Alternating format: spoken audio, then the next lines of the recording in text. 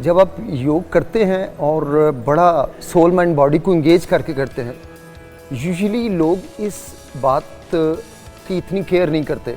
वो एक्सरसाइज जिसे कहा जा सकता है वो कर रहे होते हैं। लेकिन अगर आप सोल माइंड बॉडी को एक प्लेटफॉर्म पे रख के करते हैं तो फिर आप टोटली डिटैच हो जाते हैं अपनी सराउंडिंग से, और आप योग की क्लास लेके जब चले भी जाते हैं तो एक सेरेनिटी और एक ट्रैंक्विलिटी आपको साथ साथ लिए फिरती है। तो कितने घंटे योगा करना चाहिए, बेहतरीन वक्त क्या है, और क्या हम अब जिस तरह सोशल मीडिया का दौर है, बहुत से इन्फ्लुएंसर्स, अभी हम उस पर बात भी करते हैं, दिखाते भी अपने नाज़रीन को कि कौन कौन इसको अप्लाई कर रहा है, बेहतर तरीका क्या है सीखने का और सही वक्त करने का? बेहतर तरीका तो ऑब्वियसली ऐसा है कि कोई ऐसा टीचर देखें जो बहुत ही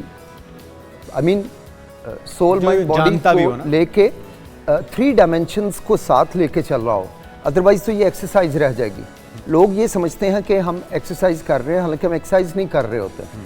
आप बिल्कुल वेरी इनर सेल्फ जाके जब आप कर रहे होते हैं योग, तो फिर आप डिटैच हो जाते हैं, आपको आइडिया नहीं होता आपके सराउंडिंग्स में कौन लोग हैं और क्या कर रहे हैं। अच्छा। आप बिल्कुल उसमें एक ट्रांस कंडीशन में जाके कर रहे हैं, वेरी फोकस्ड।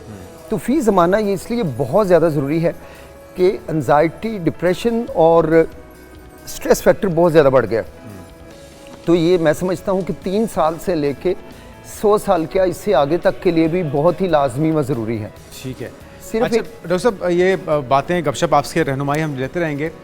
अभी कुछ इन्फ्लुएंसर्स, कुछ सेलिब्रिटीज़ भी इसको सोशल मीडिया पे दिखा भी रही हैं, कर भी रही हैं। हानिया आमिर है, हीरा मानी है, और भी कुछ एक्ट्रेसेस हैं। तो हम हीरा मानी से शुरू करते हैं।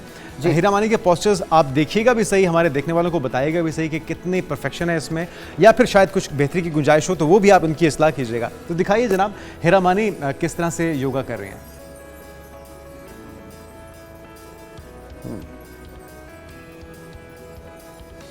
इस पोज को, इस पोस्चर को क्या कहते हैं डॉक्टर साहब? इसको कहते हैं कैमल पोज। अच्छा ठीक है, इसका क्या फायदा?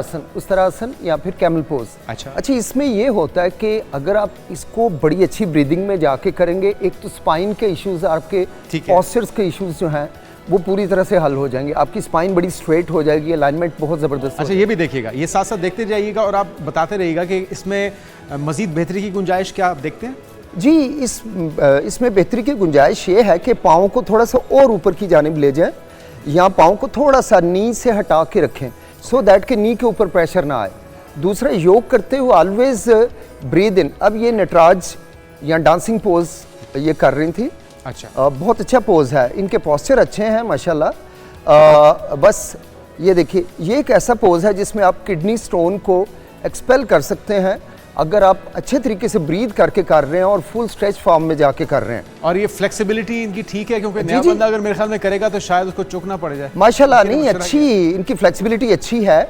अब ये देखिए, ये जो इन्होंने पाँव ऊपर रखे हुए हैं, इनको हम जो है वो योगा में एक टफ काम है, जब तक आपके हिप जॉइंट्स जो हैं और नी जॉइंट आपके रिलैक्स नहीं होंगे, फ्लेक्सिबल नहीं होंगे, आप ये परफॉर्म नहीं कर सकेंगे। वही ना डॉक्टर साहब, जिस तरह से जिम जाने वाला कोई भी शख्स है, वो पहले दिन अगर 100 kg उठा लेगा तो उसका मसल डैमेज हो सकता है। जी डेफिनेटली, ग्रेजुअली इसके स्टेप्स होते हैं। अब ये हानिया आमिर भी दिखाते हैं हम, हीरा मानी के बाद हानिया आमिर भी हैं, वो भी योगा कर रही हैं। जी भी ज़रा देखिएगा और क्या मशवरा इनके लिए आपका? जी, सुखासन बैठी हुई हैं।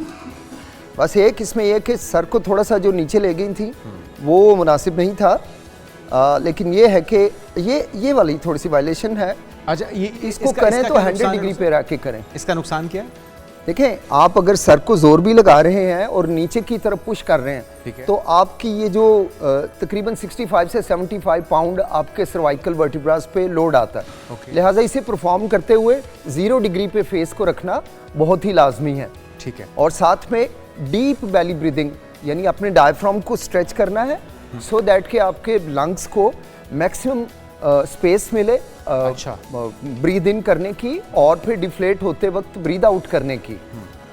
अच्छा, जिम में जो हम एक्सरसाइज करते हैं वो तो आपके एक्सटर्नल बॉडी पार्ट्स को मस्कुलर करता है, तो आप ये बता रहे हैं कि इससे इनर जो आपका सिस्टम है उसमें भी बेहतरी आती है योगा से? बहुत लंग्स को, आपके हार्ट को, आपके बाकी मसल्स को, full body 60 trillion are getting benefited कि जब आप इसको सोल माइंड बॉडी को लेके ब्रीथ इन एंड आउट के साथ करते हैं। अच्छा, अब यशमा गिल के भी ज़रा वीडियो चलाएगा, उनके भी पोस्चर्स, उनके योगा का अंदाज कितना परफेक्ट है। बहुत अच्छा, साइड स्ट्रेच बहुत अच्छा है माशाल्लाह। ये थोड़ी सी गड़बड़ हो रही है क्योंकि ये डीप बैली ब्रीदिंग नहीं करने। अब ये जो हेड की रोटेशन कर रही थी, ठीक है, इनको अब ये भी थोड़ा सा जो शोल्डर की मूवमेंट है ये भी थोड़ी सी थोड़ी रैपिड है, इसको तो स्लो और थोड़ी डीप बैली ब्रीदिंग के साथ होना चाहिए। ये बिल्कुल ऐसे रैपिडली मूव नहीं करना, इसको बहुत जैसे फील करना है और इसको पूरी परफेक्शन के साथ। मतलब आप जब यहाँ गए तो ब्रीद इन करना आपने, बिल्कुल रिलैक्स रख के, और ब्रीद आउट करते हुए आपके शोल्डर्स डाउन आएंगे।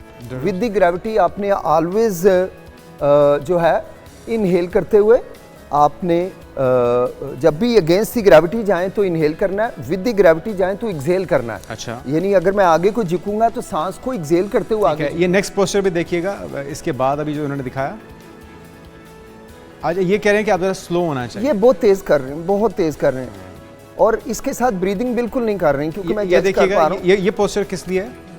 ये स्पाइन के पैरास्पाइनल और स्पाइनल मसल की साइड स्ट्रेच के लिए बहुत अच्छा है। ठीक है। अब ये नेक रोटेशन भी इन्होंने थोड़ा तेज रखा हुआ है, अगर इसके साथ ये डीप बैली ब्रीदिंग करें तो ये डेफिनेटली स्लो होगी, और जितना स्लो होगा उतना ज़्यादा बेनिफिट होगा, क्योंकि आपके जो मसल्स और जॉइंट्स हैं, जो आपकी नर्व्स हैं, उनको स्ट्रेच में जाते हुए बहुत सारी अबंडेंस में ब्लड फ्लो की और ऑक्सीजन की ज़रूरत है। तो जब आप तेज़ करेंगे तो ऑब्वियसली उतना आप breathe in and breathe out नहीं कर पाएंगे। ठीक है, अगर वो होगा तो वो बड़ा रैंडम सा होगा जो इम्पैक्टफुल नहीं होगा। आप इसको करें जैसे सांस यहाँ से लिया, यहाँ तक आपने हाफ वे आपने ब्रीद इन करना है, और जब नीचे आना है तो बिल्कुल आउट एक्सहेल करते हुए आना है। लाइकवाइज अगर आपने इधर जाना है तो ब्रीद इन पूरा। Thank you so much.